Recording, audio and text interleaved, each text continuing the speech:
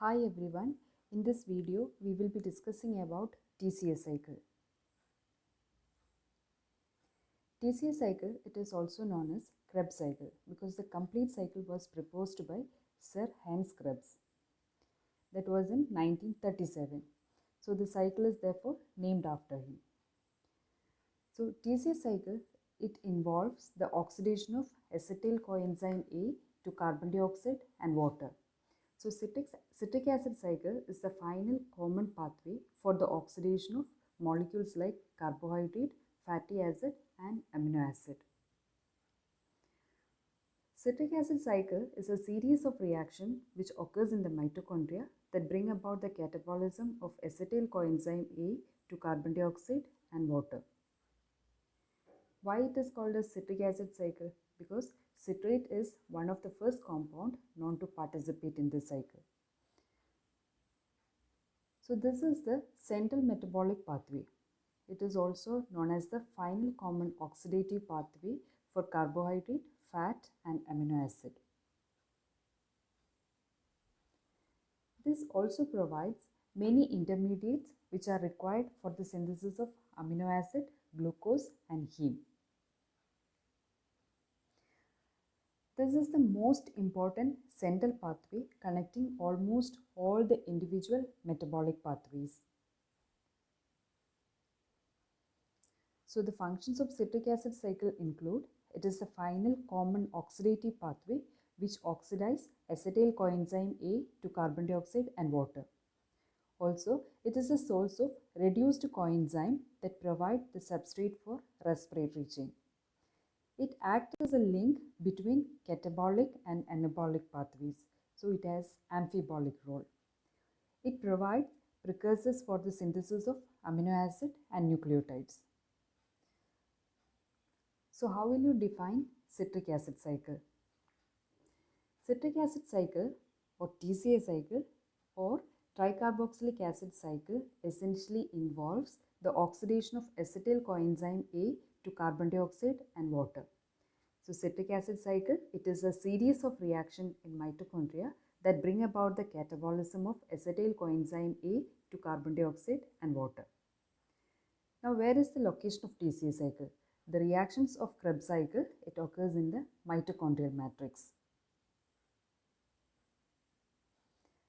Now we'll see which are the reactions of TCA cycle. So as we said, acetyl-CoA is the starting material. Acetyl-CoA, it enters into the TCA cycle and this is completely oxidized.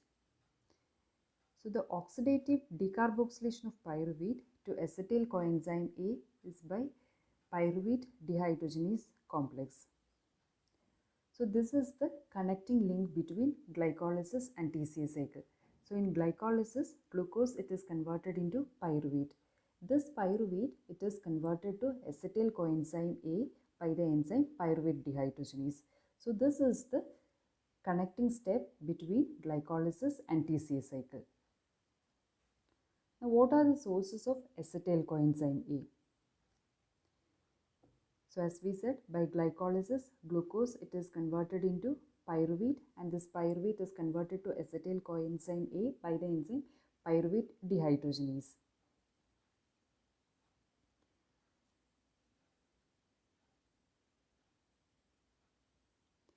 Then the acetyl coenzyme A derived from beta oxidation also act as a source of acetyl coenzyme A.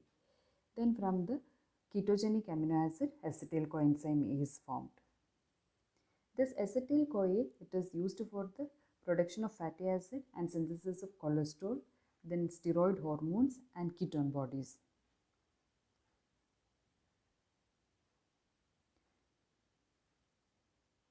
Now the first step of TCA cycle is formation of citrate. So here the 4-carbon oxaloacetate has 4 carbon atoms. So the 4-carbon oxaloacetate, it will condense with 2-carbon acetyl coenzyme A to form a 6-carbon compound known as citrate. So oxaloacetate, it condenses with acetyl coenzyme A to form citrate. This reaction, it is catalyzed by enzyme citrate synthase.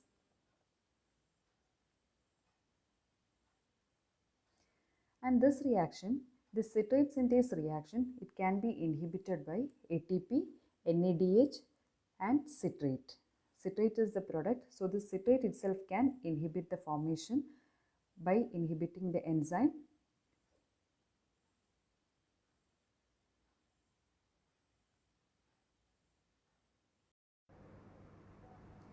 Next step is the formation of isocitrate. Citrate, it is isomerized to isocitrate by the enzyme aconitase. This reaction, it takes place in two steps. So at first, from citrate, a molecule of water is removed that forms cis-aconitate. This intermediary product formed, it has a very short half-life. So one molecule of water is added to cis-aconitate to form isocitrate. Next step is the formation of alpha-ketoglutarate. This reaction, this is also a two-step process. Both the steps, it is catalyzed by the same enzyme, isocitrate dehydrogenase. So at first, isocitrate, it is dehydrogenated to form oxalosuccinate. Here the oxalosuccinate, it is an unstable compound which will undergo spontaneous decarboxylation to form alpha-ketoglutarate.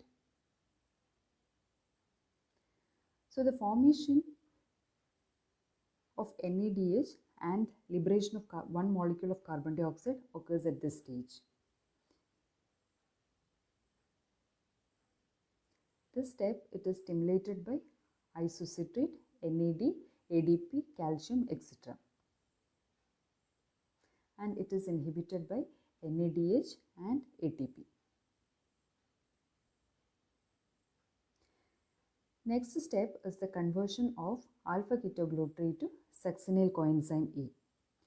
Here, alpha-ketoglutarate, it is oxidatively decarboxylated to form succinyl coenzyme A by the enzyme alpha-ketoglutarate dehydrogenase. So another molecule of carbon dioxide is removed in this step. And this is the only irreversible step in the whole TCA cycle. So the two molecules of carbon dioxide are released at the isocitrate dehydrogenase reaction and alpha-ketoglutarate dehydrogenase reaction. Next step is the formation of succinyl coenzyme A. So alpha-ketoglutarate, it is oxidatively decarboxylated to form succinyl coenzyme A. The enzyme catalyzing this reaction is alpha-ketoglutarate dehydrogenase, which is a multi-enzyme complex.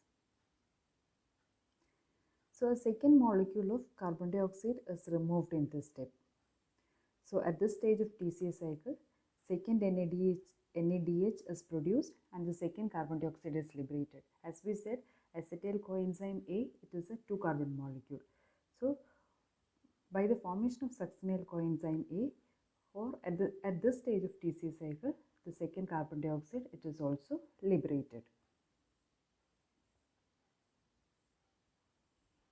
Next step is the formation of succinate.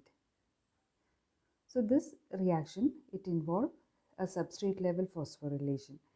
So here succinyl coenzyme A, it is converted to succinate by the enzyme succinate thiokinase. So in this reaction, there is conversion of GDP to GTP. So this is an example. This is an example for substrate level phosphorylation. So GTP, it is then converted into ATP by the enzyme nucleoside diphosphate kinase. Now in the next step, the succinate, it is converted into fumarate. So this conversion, succinate to fumarate conversion, for that oxidation step, it is catalyzed by the enzyme succinate dehydrogenase.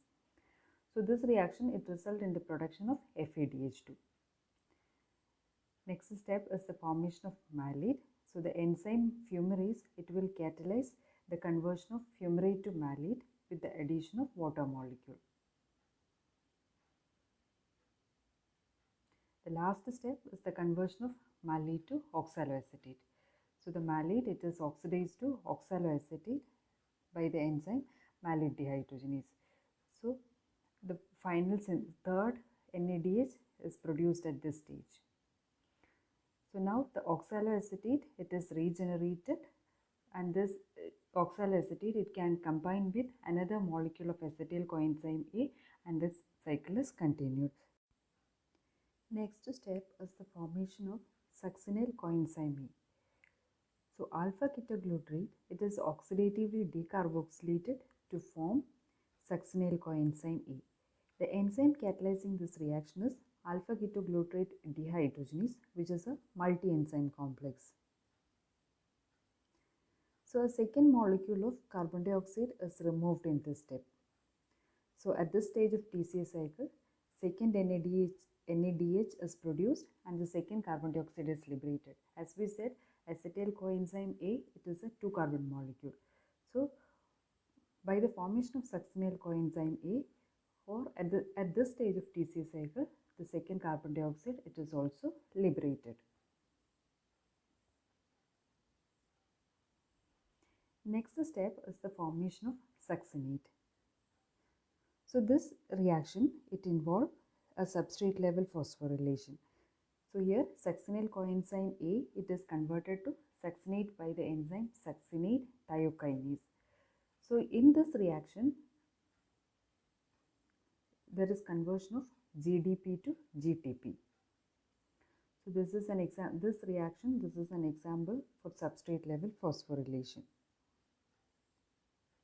So GTP, it is then converted into ATP by the enzyme nucleoside diphosphate kinase. Now in the next step, the succinate, it is converted into fumarate. So this conversion, succinate to fumarate conversion, for that oxidation step, it is catalyzed by the enzyme succinate dehydrogenase. So this reaction, it results in the production of FADH2. Next step is the formation of malate. So the enzyme fumarase, it will catalyze the conversion of fumarate to malate with the addition of water molecule. The last step is the conversion of malate to oxaloacetate. So the malate, it is oxidized to oxaloacetate by the enzyme malate dehydrogenase. So the final third NADH is produced at this stage. So now the oxaloacetate, it is regenerated, and this oxaloacetate, it can combine with another molecule of acetyl coenzyme A, and this cycle is continued.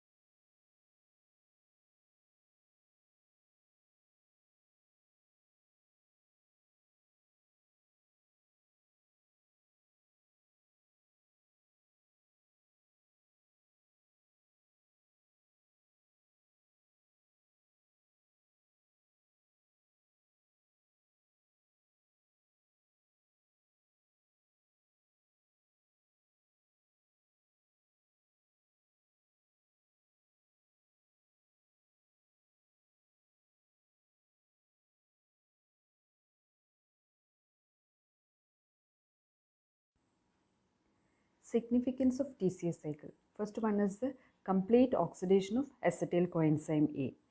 During the citric acid cycle, two carbon dioxide molecules are removed. Which are the carbon dioxide removing steps? One is the conversion of isocitrate to alpha ketoglutarate, and second one is the conversion of alpha ketoglutarate to succinyl coenzyme A. So acetyl coenzyme A, it contains two carbon atoms. These two carbon atoms are now removed as carbon dioxide. So what is the net result? It is the acetyl coenzyme A. It is completely oxidized during one turn of the citric acid cycle. Then it is involved with the ATP generation. So then it is the final common oxidative pathway. Why we say it has the final common oxidative pathway? Because all the major ingredients of foodstuff are finally oxidized through the TCA cycle. And this TCA cycle, it is concerned with the integration of all the major metabolic pathways. That is, carbohydrate, they are metabolized through glycolytic pathway to pyruvate, and then this pyruvate is converted to acetyl coenzyme A, which enters into the TCA cycle. And what about the fatty acid? Fatty acid, through beta oxidation, they are broken down into acetyl coenzyme A. They also enter into the TCA cycle. Then glucogenic amino acid, after transamination, they enter into some points in the TCA cycle. Then ketogenic amino acid, they are converted into acetyl coenzyme A. They also enter into the TCA cycle. Fat, it is burned on the wick of carbohydrate. That is, oxidation of fat needs the help of acetyl coenzyme A. So one passage of TCA cycle, it oxidizes acetyl coenzyme A into two carbon dioxide molecule. So here oxaloacetate, it acts as a catalyst. It will enter the TCA cycle and it is regenerated at the end. So the major source of oxaloacetate is pyruvate, which is a carbohydrate. So we say carbohydrates are required for the oxidation of fats. So fat is burned on the wick of carbohydrate.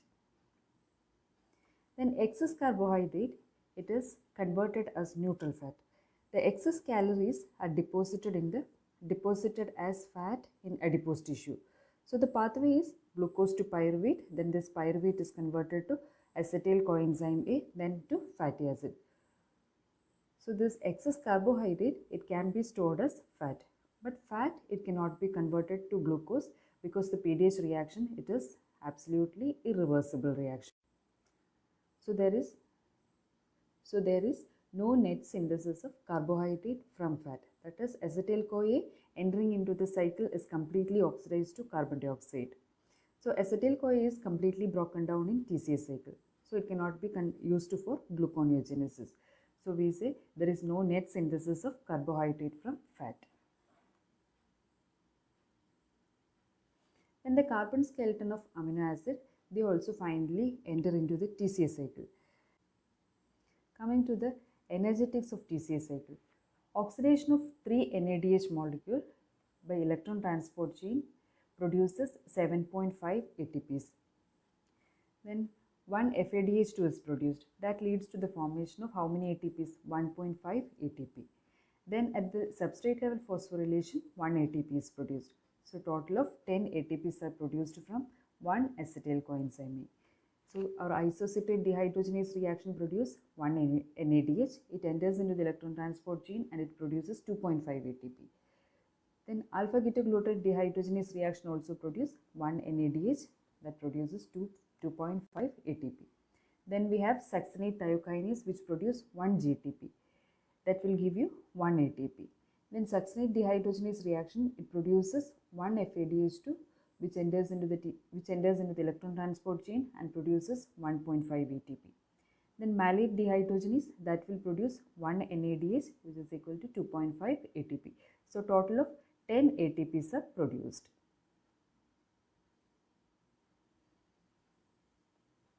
So the same thing, first NADH is produced during the conversion of isocitrate to alpha ketoglutarate.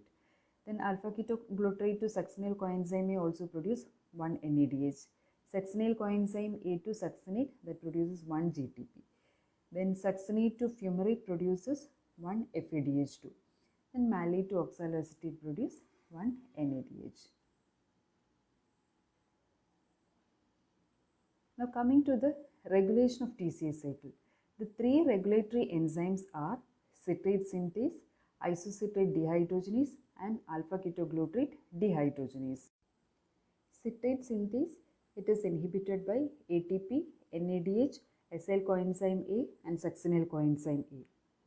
Then isocitrate dehydrogenase, it is activated by ADP and it is inhibited by ATP and NADH. Alpha ketoglutarate dehydrogenase, it is inhibited by succinyl coenzyme A and NADH. And availability of ADP is also very important for the TCA cycle to proceed.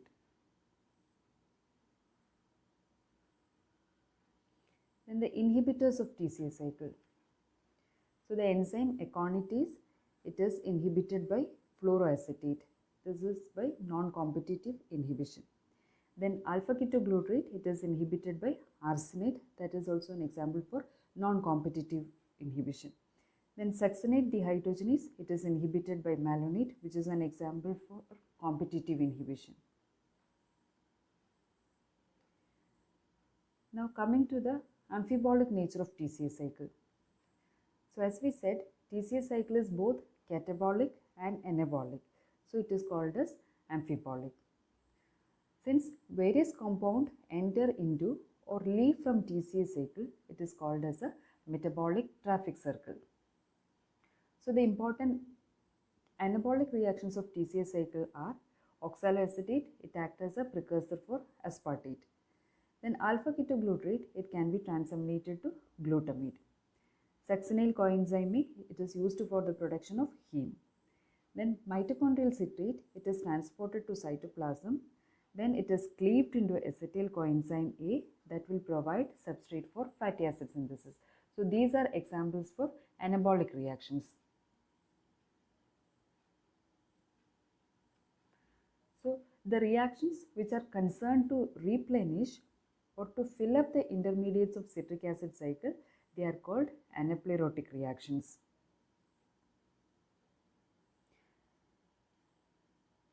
So important anaplerotic reactions are pyruvate carboxylase catalyze the conversion of pyruvate to oxaloacetate. So this is an ATP dependent carboxylation reaction. Pyruvate converted to oxaloacetate. Then pyruvate is converted to malate by malate dehydrogenase enzyme. Then alpha ketoglutarate, it can also be synthesized from glutamate by glutamate dehydrogenase enzyme.